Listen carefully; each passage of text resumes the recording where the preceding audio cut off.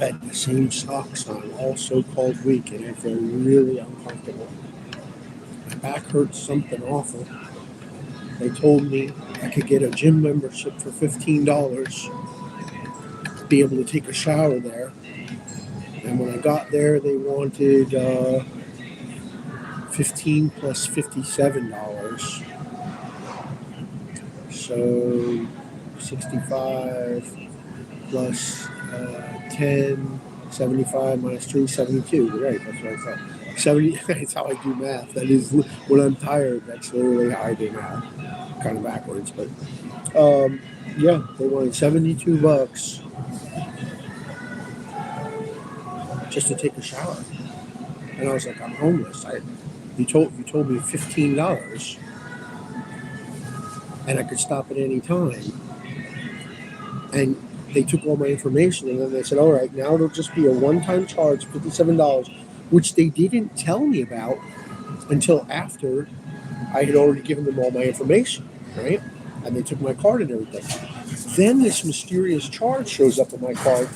However, the date shows up as very old, shows up as almost a month old. And here's the irony. The account is short $98.32, thereabout. I have it written down, whatever the amount is. That might not be the exact amount. But the charge does not show up as that. The charge shows up as $100. That way, it's not easily trackable. And it says, when I call the bank, the automated thing says clothing store. Purchase from clothing store. Right? And I already know people can predate stuff. They did it to videos, they did it to so-called patents. They lie, right? So I don't understand that is what happened, but so considering all things considered. So I called there and they said yes, it was to a company called Shein, Shein. And have you ever heard of that? And I said, well, I think I've seen something like that in advertising that popped up on my phone, but I've never purchased anything from there. I don't even know what it is. And they said, well, it's a woman's clothing store. And I looked it up and typed it into the internet, and it says sometimes it's what's known as a test charge, and they'll take a smaller amount and wait for the time when they know a larger amount is going to be dropped into the bank, and they'll hit it then if the test amount goes unnoticed, right? So, I mean, that could have been it, but I certainly didn't purchase anything from Shein for $100 or for $98.32 or whatever it was. So what happens is I call to speak to a representative, and Aaron, I remember Aaron because I've spoken to him before, and that was the same name he gave me. And he says, I'm going to transfer you. And he transfers me to this girl who has gone by more than one name. And I keep getting this girl, and she talks like this in the broken, how you'll say, English, but then she'll sarcastically use words like hence, even though she pretends she can't form English sentences. And I've talked to this girl before, and she's going by more than one name. So now she's telling me her name. A-R, she's literally spelling it like that. I'm like, yes, I'm listening. And she does the military thing, but not the correct phonetic alphabet from the military. She'll be like, A as in apple, and spelling it real slow like that. Turns out she says her name is Arsheen, and she changes one letter. So she goes, instead of saying E-I-N, she goes E-E-N, and that is my name, right? So, in other words, she is or is somehow knowledgeable of or related to or is sarcastically admitting to be, the person who this $100 was paid to or spent by. And I know she's lying about her name because I've talked to her before. And the name of the company is Shein. And she says her name is Arsheen, right? And changes one letter. It's a sarcastic MO. Right? So I told her, I said, you're messing around with my bank account. This isn't a joke. And then she's telling me, she takes the information where I want the card sent to because I'm homeless, right? And then she says, nope, sorry, I can't confirm you. I can't send it to that address. I said, so where are you going to send it? And she's messing around, what they call playing head games. And she's saying, I'm going to send it to the updated address. And I'm like, what updated address? And the angrier I'm feeling, the more she's mocking me. And she starts using words like hence, it will be sent. Real passive aggressive, sarcastic nonsense. And where was I yesterday where they did, or day before where they did that to me too? Oh yeah, Lowe's. They all but cast me out of Lowe's. Like off the edge of a cliff, headlong, trying to get bolts to fix my bicycle. And I said, this is that passive aggressive crap, and they're like, passive aggressive? Well, we don't know what that is. I've never heard of that. And that's what they do. That's the other MO. And even the cops are in on that. They'll say, gang stalking? No. Satanic ritual abuse? No. Psychic abuse? Hazing? No. Can't say I've ever heard of that. And I'm like, how did you even become a cop? Right? So that's what these people are doing. They're saying passive aggressive. Nobody's being passive aggressive to you, sir. As they're smiling at me. And he's like, look, we're not going to call the cops on you. We'll take care of that. If that's on the video, the guy calls you an F and A-hole and tells you he's going to call the cops. We'll see that on the video. Just come and get what you got to get. Nobody's going to call the cops on you. I said, are you sure? I just need to get 2 more bolts and nuts. And he's like, yeah, come on. So as we're walking, the manager makes the comment, just get what you need and go. And I'm like, no. And I'm wheeling my bicycle in the store, So I'm like, no, I'm turning around. I'm leaving. No, it's not get what you need and go. Because they're trying to make it into an incident. And that's what these people always do. Like the girl at the Dunkin' Donuts. If I said I remember you and I remember that mark on your cheek being real close to my face when I was younger, she'll be like, I don't know how. I'm only 18 years old, or I'm 23 years old. I'm in high school. And she'll lie because that's what they do. They're known as littles and smalls, those people. And they look young. Anyhow, here she is talking to other customers about me. So this guy comes in and he's like leaning toward me and shaking his packets of sugar and being real queer and stressful on purpose, And as soon as she perceives that I'm like so aggravated, I'm almost about to say something or text something to my friend verbally in the phone about it because it was aggravating. As soon as she noticed that, she perked up immediately, like, like she was ready to, dial 911 and bear false witness, because that's what they do. Then they always have that Lima syndrome afterwards and feel bad because they locked the person up and they didn't see them for a couple months. But it's not that they feel bad. It's that they miss their host. They're sex predators and they miss their host.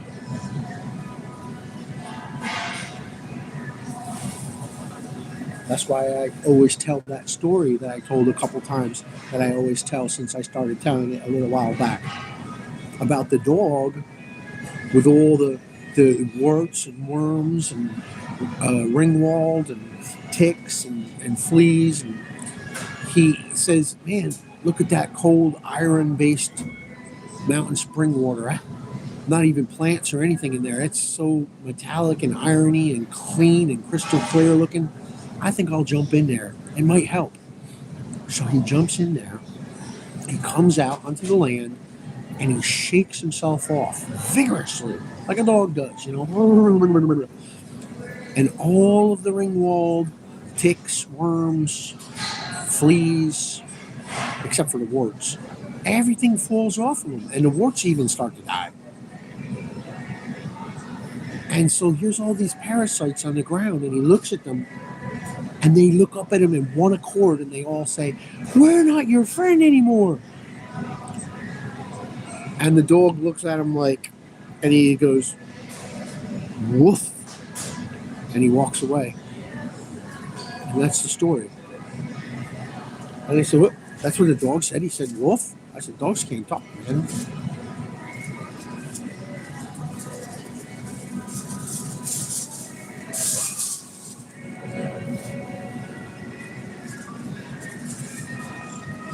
Jim Chauvin doppelganger. Yeah, the bagels and donuts flowers, ice bags. They're like sexual innuendos for these people. If you notice the word innuendo, it's innuendo. That's what it is. The word innuendo is an innuendo. It's not a judgment. It doesn't mean if you like bagels, you like donuts, you like flowers, you like bags of ice, then by all means buy it.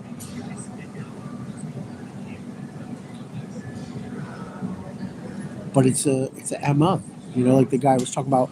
All of a sudden, you'll see all these red cars, or all these people with red hats, and that's kind of how they do. Well, they're some of their main grocery store items are bouquets of flowers, donuts, and bagels, which are references to other things: eggplants, avocados, raw chicken. Yeah, Frank remembers that one. Or Nico remembers it too. Yeah, that woman from the mental health. She was sitting at my table in my apartment telling me, her and all the people telling me over and over how delusionally psychotic for a long time I've been, and I supposedly need to get well. And I'm just like, yeah, you're right. All right, I definitely can't see it, but I guess that's the symptom, right? I can't see that I'm supposedly crazy, right? And I'm going along with them, and they've got me so drugged up I can barely understand my own thoughts, let alone wipe my rear end, right?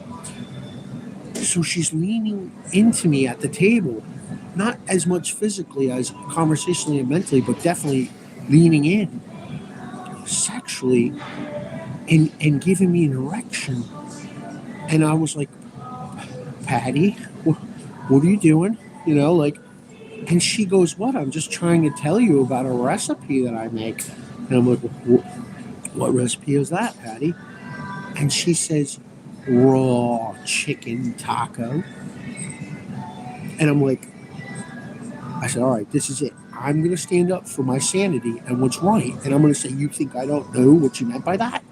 Loudly and sincerely, right? And I said, I already know they've already done it multiple times. They're going to drag me away in handcuffs and lock me up for telling the truth, right? So I said, you think I don't know what you meant by that? And she does what they call gaslighting, which is a gaslight, because gaslighting has nothing to do with mentally manipulating somebody's sanity. It has nothing to do with lighting a gas lamp, but they call it gaslighting. And she goes, what? I was just trying to tell you about my favorite recipe. And I said, Patty, nobody eats raw chicken. And then the neighbor knocks at the wall, and she looks over like, huh, like that, like, oh, we got a little audience. So now I'm instantly realizing my full sanity, like, wow, these people are really messing with me bad, right? So then she goes, she pushes her hand toward the refrigerator, and in the same way that the rapist, so-called Jen, did, who told me I was a delusional person also, and that I could join her friendship club. And she pushed her hand down and said, it's called the Friendship Club. And I said, well, I don't want to be in your dirty, nasty, disgusting, rotten friendship club, right? Because I know what she meant. But now Patty pushes her hand down in the same witchcraft motion toward the refrigerator, like the bag of ice thing. And she says, oh, if it's too hot for you, I could always put it in the refrigerator and cool it down. What are you going to cool down? Raw chicken? So, not that I needed to look it up, but I did look it up in the so-called urban slang and dictionary, blah, blah, blah, blah, blah. And, sometimes they'll say AI response and they'll try to cover up stuff. But there was people that admitted plainly what it means, and I already knew what it meant, but I wanted to just confirm that there was other people that knew it for evidence sake.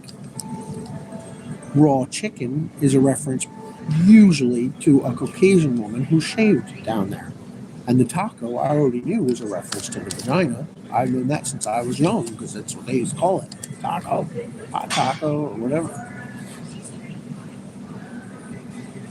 So another one of the patties, there was doppelgangers, right? The smaller one, I think it was, There might have been 2 or 3 of them. Same with John Thomas, guy with 2 first names. Anyhow, my neck and my back hurt so bad. I slept on the ground. I'm like a little bit on the sore side, plus a lot of stress. And I'm worried about my children. I keep forgetting about them, and I'm homeless, and blah, blah, blah, blah, blah, blah. Anyhow, I come home and it's dark, right? These people arbitrarily show up whenever they want. Like, if I say anything against it, I get locked back up, right? Like I'm on parole, somebody suggested. They said, what are you, on parole? Why do these people always need to see you instantly, no matter where you are?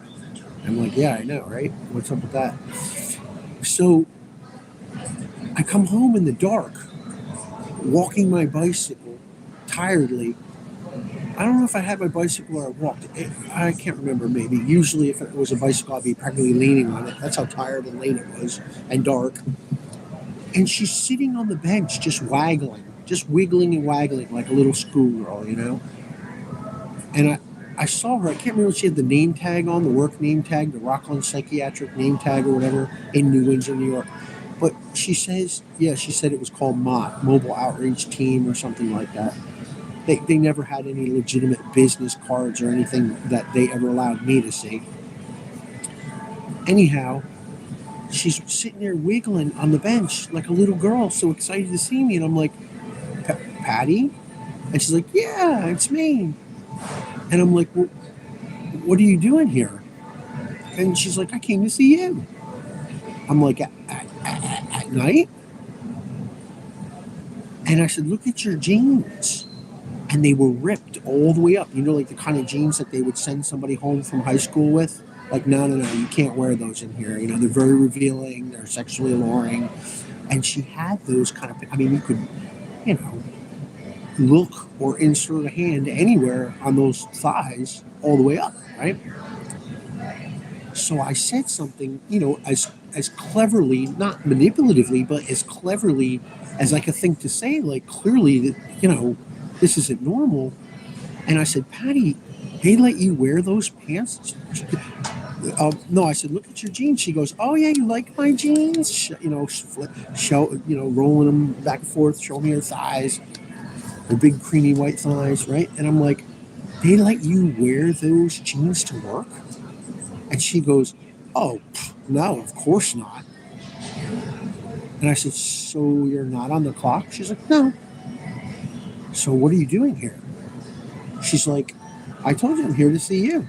I just happened to be in the area. And I'm like, oh, like slightly relieved, like, okay, she just happened to be in the area. It's not as sexual as it's seeming or feeling, right? And I said, well, where in the area were you, Patty? And she goes, New Paltz. Now, New Paltz is 26 miles from that location because I've walked it. I walked it and I rode a bicycle. I know. It's 26 miles.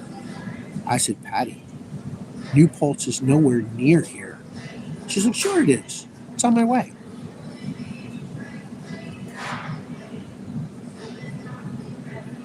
She or one of her sisters also gave me, now mind you, she's talking about I need to be injected with neurotoxic psychiatrist drugs for the rest of my so-called life, right? And I can take those shots in my bed in the comfort of my home, you know, basically die in the apartment, which is already a horror. And they had me listed, and she knew this because she was literally down there in that formerly abandoned forensic psychiatric asylum where I was being tortured and abused since I was a child, and now again as an adult whilst they take my home from me. And they had me so sick on those drugs, I couldn't wipe my rear end, I couldn't lift a jug of milk, I couldn't do one push-up, I couldn't do anything. I couldn't walk around the block, I couldn't get to a grocery store, I couldn't physically function. And this homosexual guy who says he's a doctor is telling me that I need to be on it for the rest of my life. And I said, it says death, there's a side effect. He goes, yeah, that only happens sometimes. I said, but you're willing to take that chance. They labeled me psychotic, delusional, paranoid, schizophrenic. That is the 4 branches of everything bullshit crap on their tree. And certainly are actual descriptions of actual mental illnesses which are the most severe forms of mental illness: schizophrenia, paranoia, delusional, and psychosis. That's all of it. That's the entire, any DSM or AA Big Book or any Bible they want to come out with, Bible of modern psychiatry, of murder, industry of death, whatever they want to come out with. So point being, she gives me her full home address and her personal cell phone number, in addition to her work number. And I'm just like, what? Gabby started showing up on her time off. And I liked it at first because I was very depressed and lonely. They told me my children didn't exist. I lost all my children, and that it was all a delusional, that I was finally coming out of the clouds of my delusion, supposedly, and that I had Capgras disease and all this made-up crap, right? So then they're telling me I have an adult daughter who's now like 26 years old. That's how old I am, right? But if I say that, they'll lock me in jail, right? So anyhow, Gabby shows up, and Gabby pulls up alongside of me in her personal vehicle, and she goes, "Going my way, sailor?" And of course, at the time, I was like, yeah, cool. Like somebody to pick me up, somebody to be nice to me. And little by little, she's telling me about her incident with her dog and her panties. And she's telling me about how her husband is dead and how her son has his girlfriend sleep over in their room when she comes to visit from Texas or whatever it was. Little by little opening up about sexual things and bringing me home cooked food from her house, then picking me up and taking me places very far away, which at first I really appreciated because I had no way to get around or to do anything.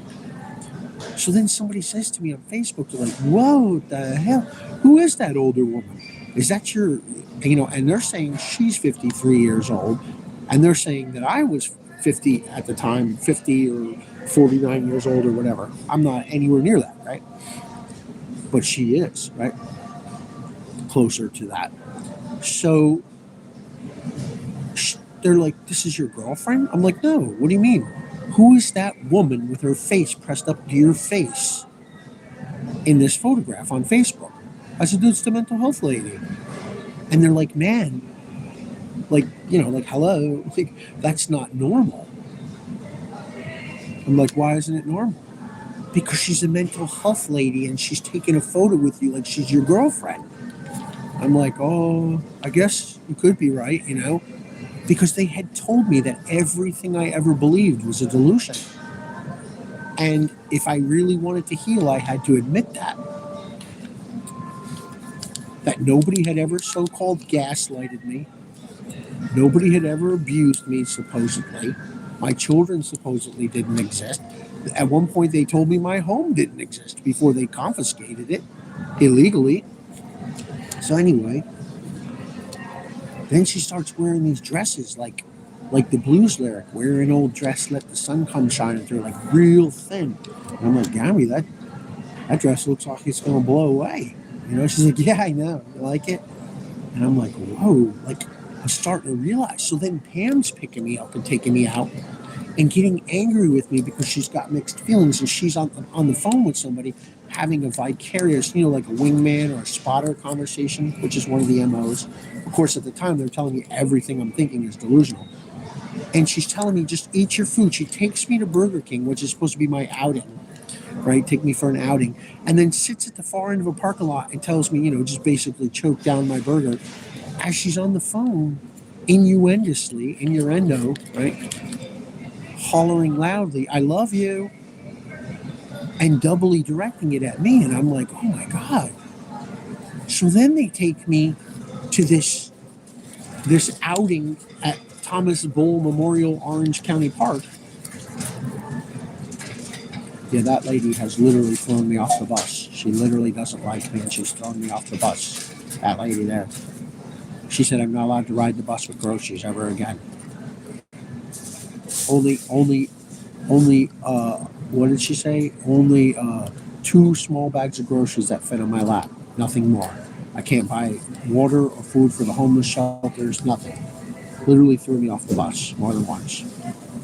So anyway, yeah, and she used to smoke her cigarette and then come on the bus and blow her smoke. Yes, she also alluded to being one of my mother's doppelgangers and cousin. She is one of her cousins. Anyway, so what was I saying about it? Oh yeah, they take me on this outing, and every single woman that's there, and I mean they got these jailhouse so-called tramp stamp tattoos and stuff. That's like judgment. It's an observation and it's exculpatory evidence, right? They've got these so-called jailhouse style tattoos on their necks and shit, right? Sorry for cussing. And like Patty's tossing her hair to the side, showing me she's got this tremendous, horribly tattooed Egyptian ankh on the back of her neck. An ankh, whatever. Anka. And I'm just like, what the hell? Anyway, she's wearing a shirt that says Lee, right? She's like, what? It's a jean company. And I'm like, Patty, you wore that shirt because of me? And they're like, no, I didn't. And they just keep telling me how crazy I am. And now this is a whole bunch of so-called mentally ill people, right? And some of them are very heavily drugged up. So they're, they got a fishing pole with a treble hook, and they're trying to string it, and the other one's standing in the doorway of the building where they're serving the lunch, and they're smoking and purposely blowing the smoke in. Just different reasons that these people needed attention. And these women were all huddled in one corner, all focused on me and talking about me and how they've got their prized possession back. Of course, you'd have to have heard or confirmed those conversations or inquire about their doublespeak to prove that, but take my word for it, it is as I say. So then they start sending Shannon over. And I remember Shannon, and/or Shannon's doppelganger and her sister, right?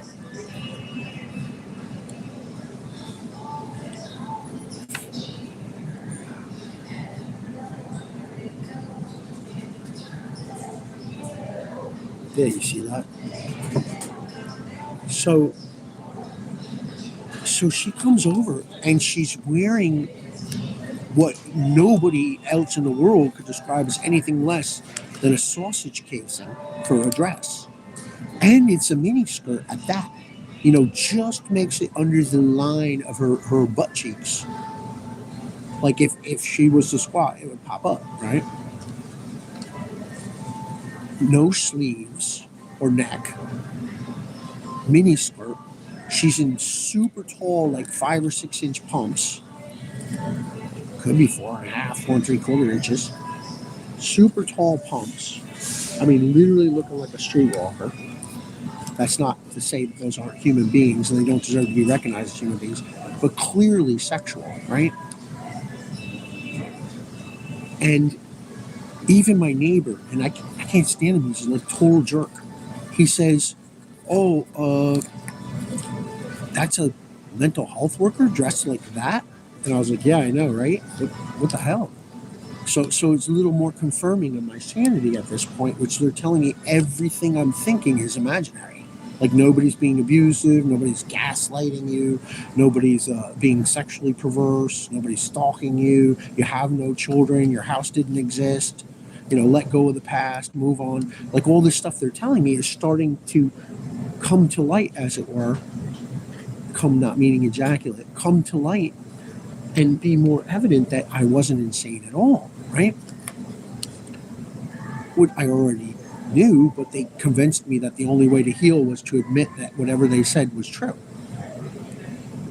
It was brainwashing. And not just brainwashing, very chemical related and very hypnotic and abusive as well, with very strong chemicals, neurotoxically outlawed chemicals that changed the name many times. Cloprazamine, Haldol, Haldiprol, haloperidol, Thorazine, olanzapine, flufenazine, decanoate, you name it. It's gone by many, many names. And these AA occult side shadow AA, not genuinely sober people, are looking for their so-called perfect solution by strapping people down like Nazis and injecting them with unnecessary, deadly, and poisonous plant and alcohol-based chemicals, very concentrated, right? So anyway, back to the point. Shannon is telling me she's driving all the way from freaking Connecticut with a brand new car. You know, the sellout, they got a brand new car. I know I'm not trying to be judgmental here. I'm telling a story. If you don't like it, hang up the fucking phone, right? So she comes all the way from Connecticut. I'm like, wow, you got a brand new car. I'm like, I'm starting to realize like all these people who are treating me like garbage and telling me that I'm completely, absolutely delusional, they all have brand new shit.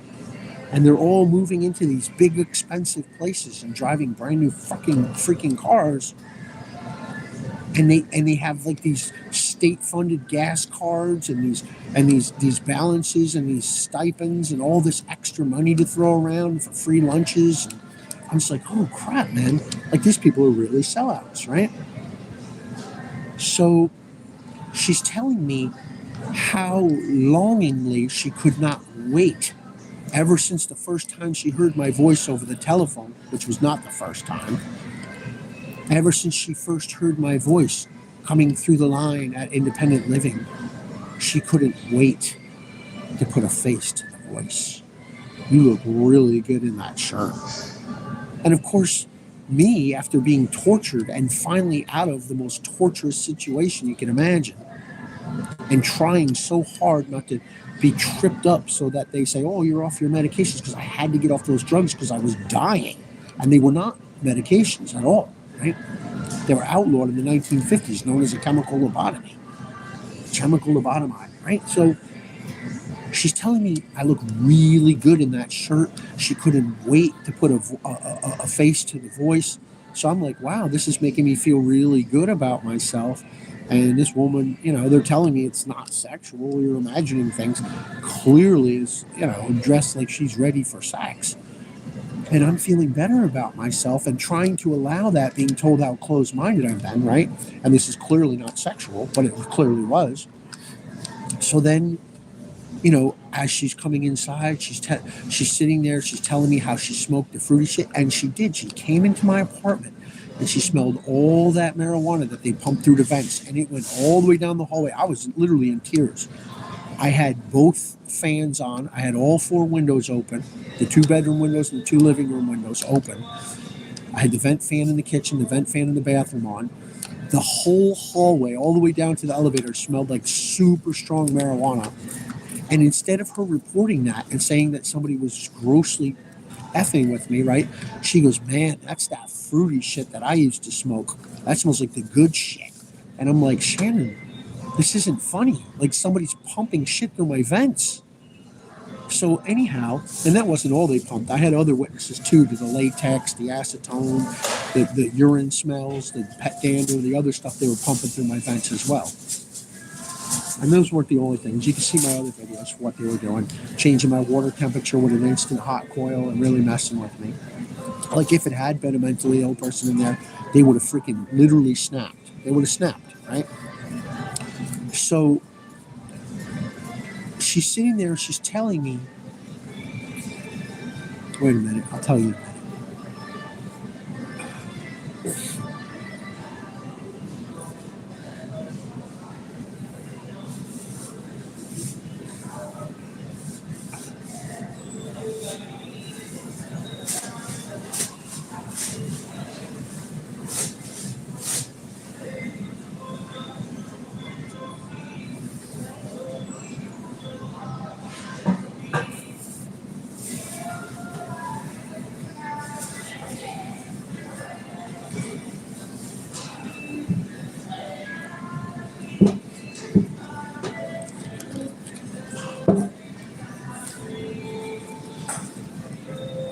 Same families over and over again, right? The manager from McDonald's, the lady from the Martinez and the DiTomasos, the same families, the Melissa Mary families and the 11 Bancroft Avenue families, the same families stalking and stalking and stalking me. And they're always winking their eyebrows and making sure that I see that you're not mistaken. We're definitely stalking you. Now you're homeless. Now you're going to see if you keep this up and you don't shut your mouth about the past, right? So anyway, I'll take it back to the other story in a second.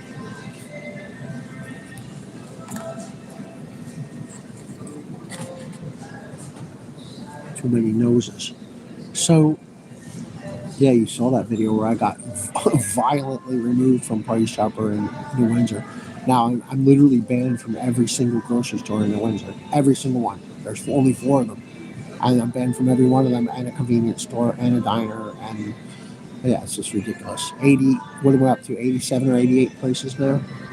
So anyway, and I'm not up to anything. I didn't do it. Right? So anyhow, it's self-defense, man. Saying leave me alone and recording people that are clearly trying to be annoying, is a self-defense, right? Street theater, gang stalking. Oh, what's that? Never heard of that. Yes, they did. They're lying. So anyway, now she's in my apartment. She's telling me how wonderful, how funny I am, and she's alluring me to tell her how proud I am that I even put the bed skirt around my bed. And she's like, "Yeah, I know, I saw it." She totally it's like a consensual thing, like where they make it you feel like you're the one leading it on, right? But she's telling me how she can't stand her husband. She can't stand her married name. She goes on to tell me her maiden name is Ruger, not Coakley, right? She can't stand her marriage and how grossly interested in me she is. Now we're in my apartment. She's talking about my bed. She looks off to the side, not even matter-of-factly, as one would call it, but almost like devilishly, looks off to the side toward my houseplants away from me in my chair, sitting on the edge of the chair in that sausage case and ready to bust. I mean, 2 more inches and you'd see, Jupiter. And she goes, I'm just socially compartmentalized.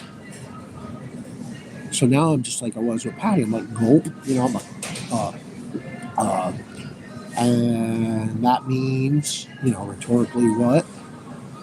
She says, and she says it real devilishly, like she's at the end of a rope, like either I'm going to go for it or not. She says, it means I can shut off the difference between right and wrong.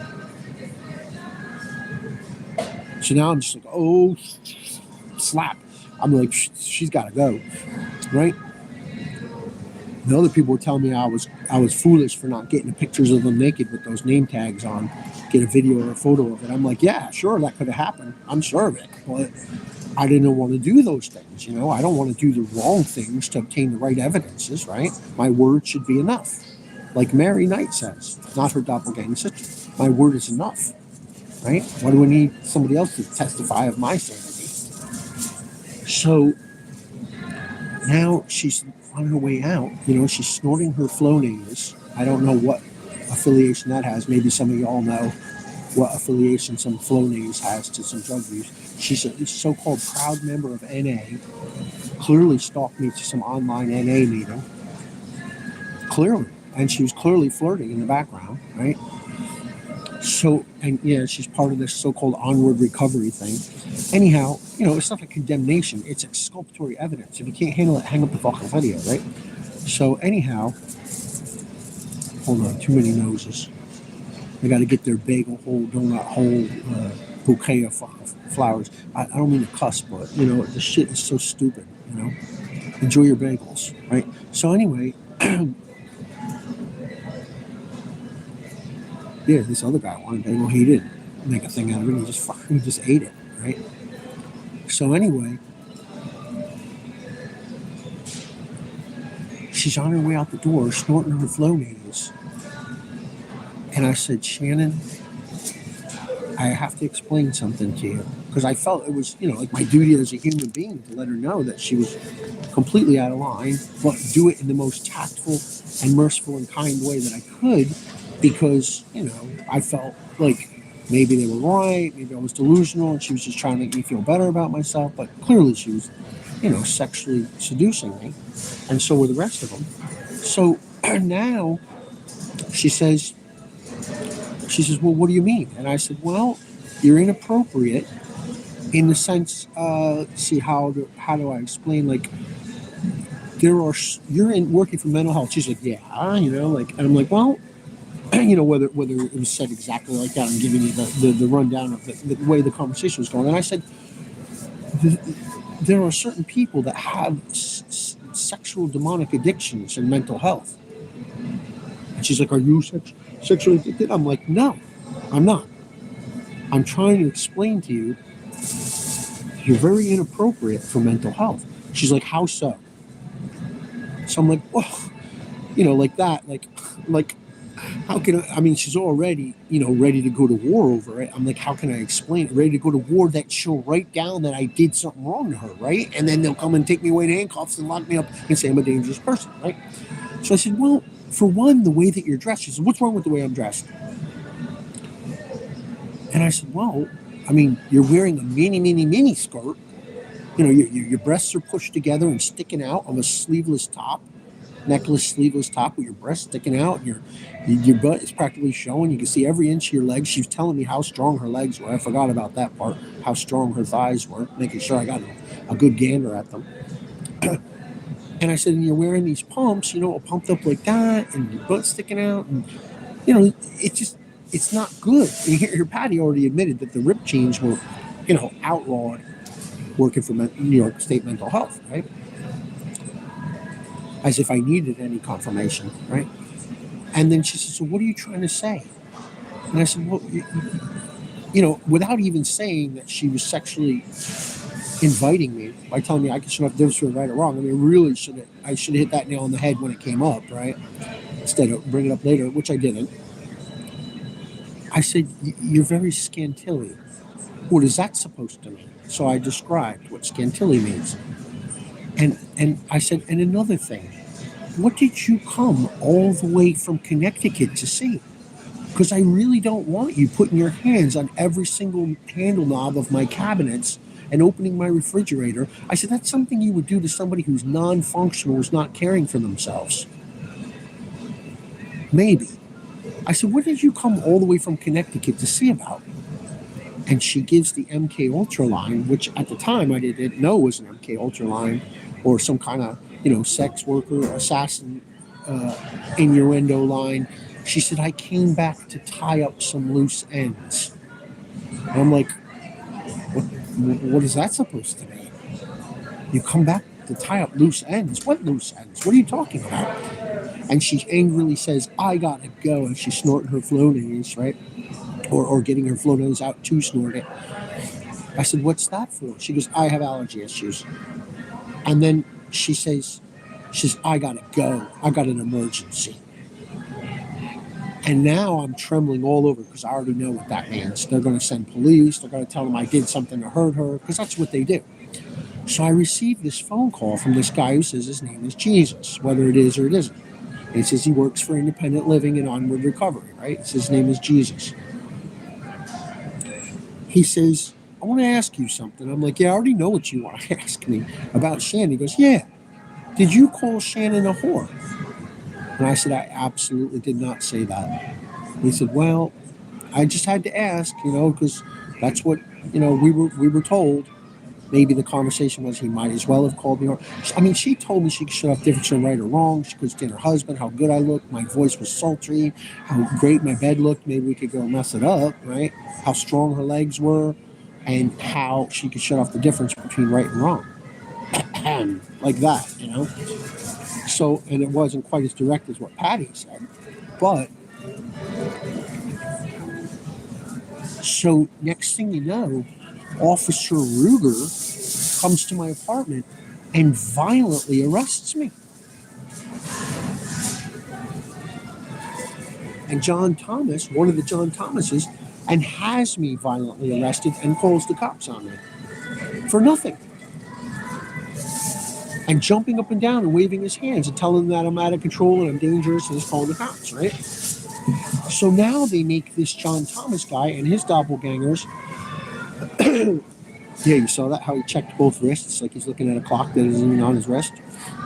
That's a reference to the police officer in the video, right? So, so Officer Ruger, who happens to be one of her uncles, and her aunt is my apartment manager who just made me homeless. And the other one said, not an aunt, but a very close cousin. That's all right, the omnipotent Alicia. This is how these people are. And they literally bragged about making me homeless. They said, oh, is it cold outside or is it just me? Oh, it's definitely you. Yeah, you're right. It's definitely me. Like real mean, sarcastic stuff, right? I mean, and smiling and grinding their hands and clapping with great delight and happiness. I even had the video. I know I'm shooting off the side here. Of that man asking her, like, he was even a little shocked. He's like, "Hey, what ton pao?" You know, it doesn't mean are you at this moment Afro-Cuban rhythmist from Puerto Rico? It means are you being an unapologetic bitch right now, right? So he says, "Hey, what ton pao?" And she goes, "Yeah," and starts laughing, right? As she's going to the other customers in the apartment building and say, "No problem, honey, we'll take care of that for you. Oh, your lights are out? All right, just let us know. We'll come back." And here she is in my apartment telling me, "You did this. You're going to pay for this failure to maintain the apartment." And like every angle she can come up with to say what a monster I am, right? Demanding that I sign it. And I said, "I'm not going to sign it," right? So anyway, they're all related. So Officer Ruger, who was quietly removed from the police force, which wasn't that quiet, it was given like this big ceremony. Him and his brother, who are both named Officer Ruger, who are two different sizes, who use the same exact identity with slightly different name badges, who are only known to be one supposed officer, doppelgangers, both her uncles, both at two different times come and violently arrest me without charges. I'm on the phone with what at the time I didn't realize was my Aunt Ann, right? I'm on the phone with my aunt, and she says, "What did he do?" And he goes, "Goodbye," and he hangs up my phone, and they violently arrest me and drag me down the stairs on the tips of my toes with my hands behind my back for turning Shannon down. Because you just don't do that. You either go for it or you let her know you're the hottest thing I've ever seen. I'm trying to be celibate or whatever excuse you have to make up. But you don't tell them they're inappropriate because then their uncle, who's a police officer, will come and take you away. And that's what happened there.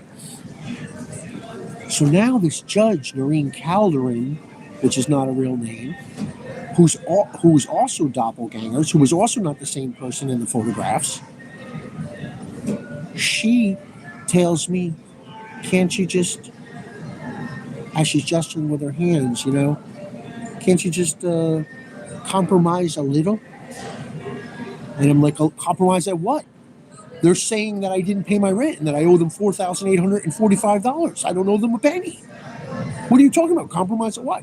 Instead of being brave enough to say, "You think I don't know what you mean by that?" But, I was scared, so I did it. And now here I am homeless, which would have only been quicker had I said, you think I don't know what you're talking about. I might have been sitting in a jail because she already told me, or her doppelganger sister told me, she was going to send me to jail for contempt of court for using the word smug, which I absolutely used. I said, "He's smug." She goes, "You can't call people names." I said, "I've been corrected. He's being smug. Insincere, lying, mocking, and smug." She said, "I will hold you in contempt of court." Well, the contempt of court is that she refused all evidence to the converse of all accusations, even admitted that they collectively knew that the accusations weren't true. We all know there's no one living in your apartment. And why was I in court? For 10 or 11 different evictions, including a 24-hour financial extortion demand letter, 24 hours or be immediately evicted in 24 hours, or pay us $200-something, including that, 10 or 11 evictions with 27 total notices, 90 pages at once taped to my door with multiple layers of packing tape, like just violently, maliciously, and meanly. Hours of videos, hours of videos, but namely specific to those details, maybe an hour worth of videos of them yelling at me, stalking me, demanding me, harassing me, sticking things in my door, on my door, coming in my apartment and mistreating me, coming in my apartment whilst I was home unannounced, and then running out the door down the hallway really quickly after putting something in my apartment to, challenge my sanity like we do what we want around here. Just a lot of videos, a lot of paperwork, evidence, all to the contrary of what the accusations were. She said We all know there's nobody living in your apartment, even though I received 10 certified mails from lawyers' offices to Jane Doe 1, Jane Doe 2, John Doe 1, John Doe 2, and me, and all other fugitive harbored occupants. Yeah, the finger looked right. Fugitive harbored occupants of the apartment, right? So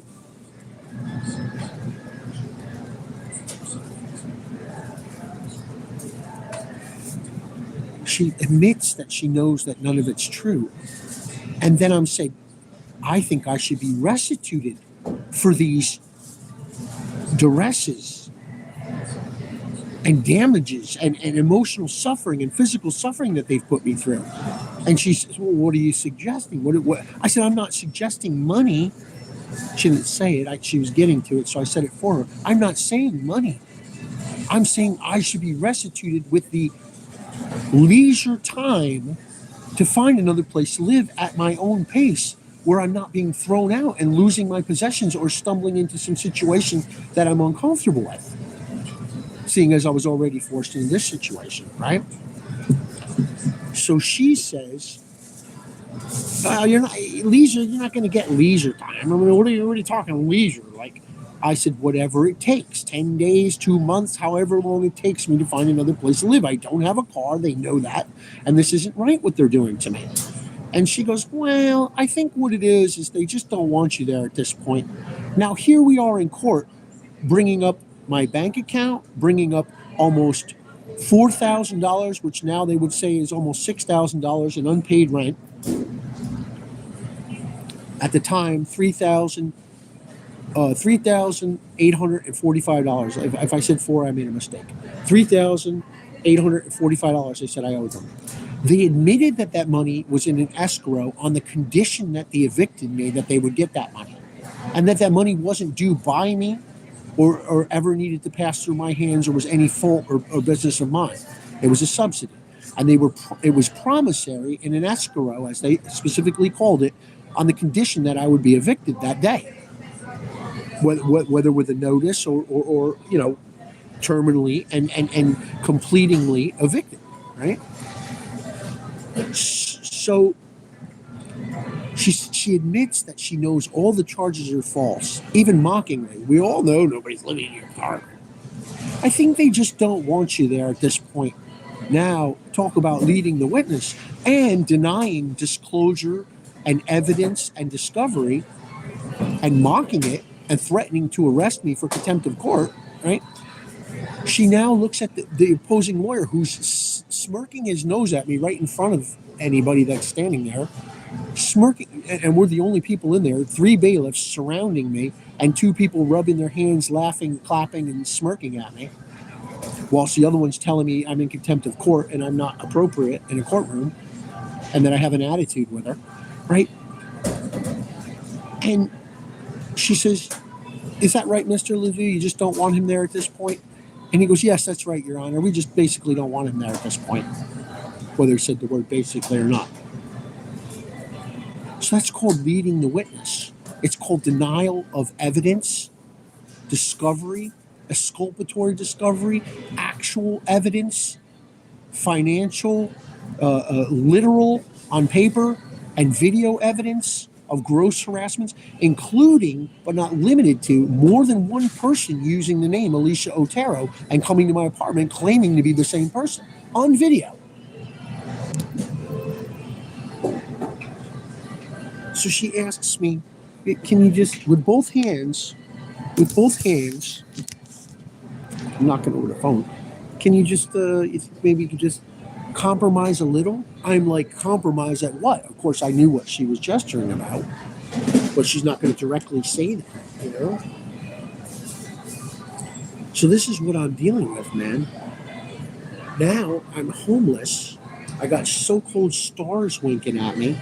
People follow me around from the same families going, oh yeah, that's right. Welcome to family court. All that would be the chips. How long are they going to go on with that same claim? Welcome to family court. This is targeting, it's persecutory, it's harmful, it's hurtful. My children are missing. And here in this courtroom, I said, not this courtroom, that courtroom, I said in the midst of everyone in that room, 1, 2, 3, 4, 5, 6, and all the other people who were remotely surveilling on the cameras who were lying about not knowing anything about it. I said, are y'all all mandated state reporters? Yes, we are. My children are missing. And the police are in on it. The police have covered up. These people know about it. Nobody will report it. And in fact, they keep reporting to Converse saying that I'm supposedly delusional and that the children don't exist. And I have physical evidence of that too. She never reported it. And she makes a sarcastic comment on the way out. Well, hopefully you'll have your children back by Christmas. Whilst she commands the sheriff to throw me into the street with no place to live, out of an assisted living that they forced me into whilst they took my home illegally that was not foreclosed nor defaulted, with my name on the deed. So that's part of the story. That's some of it.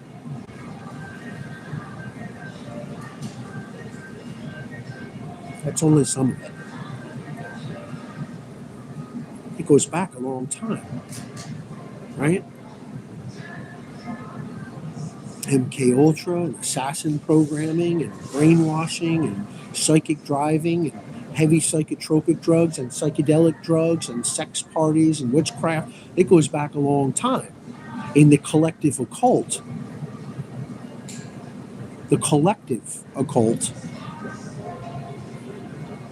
the hand washes the other hand, washes the foot, washes behind the ears. With a Negro man joining the Ku Klux Klan, and the Ku Klux Klan joining the Freemasons, and the Freemasons joining the Wiccans. You know, it's one hand washes the other because they all have something in common. Joins the CIA, joins the FBI, joins the military, joins the MK Ultra. World domination and sex and mind control. The eugenics is only for sex addiction. The finances is only so you can have sex in nicer places. Killing and destroying the world is only so you can take nicer places to have sex in. Let's nip it in the bud, right? So, I know it's nip it in the bud, but I said nip it in the bud, right? Don't let the door hit you where the dog bit you. So, and yes, the dog did bite me right in the butt, right through the blue jeans, and it hurt. So, in the so-called bull crap of 6 degrees of separation, whether it be 6 or 7 or 20, there are people known as spokes who know each other through people known as hubs. And then there are, in what was known as the star seeds, the indigo children, and the prospects, what were known as hubs of hubs. That is why I'm so targeted, because that's what I am. Known as divergent, neurodivergent, and prospect, starseed, indigo child, spectrum disorder, borderline spectrum disorder. That's why they want you to marry your cousin, because it causes borderline spectrum, as they call it, so that they can get that subtle autism to make very sensitive people to do their psychic practices on. Oh yeah, it's real dark. And I'm not delusional at all. Not at all. I don't need anybody to justify that. I don't need to prove that to anybody.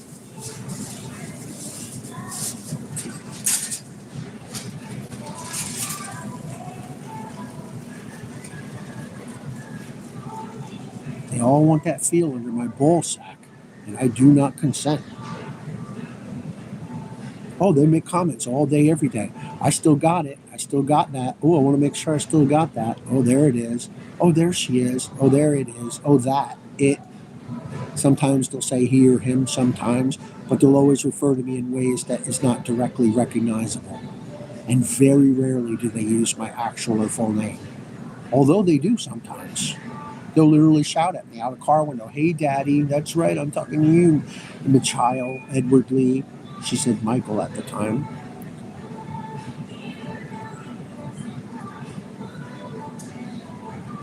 Yeah, you heard that the other day? The guy, the guy shouting at the window, "Where's your helmet?" As I'm riding by on a bicycle. I said, "Your mother never gave it back." I don't know where I came up with that. It sounded like the right thing to say. That was funny, but it's not what it was. All right, so that's where we're at. That's where we're at. That's what the whole world's going through. And anybody that wants to subscribe to this or be a part of this, is going to realize the error when it's too late. This music sucks. This music sucks real bad. It's not even mind control. It's sonic rape. Listen to that. Blah blah blah blah blah blah blah blah blah. First of all, it's summer of 1999. It is not 2025, and it is not freaking winter. Thank you, but no thank you. It doesn't matter what you do to the weather. It doesn't matter what you do to the sky. It doesn't matter when you turn the lights or the ionization or the light emitting diodes on and off, or the multiple sun bowl light bulbs and fake moons. The moon don't hang quite as high as it used to. Seems like the clock's been stuck at 3 for days. Just let her sleep.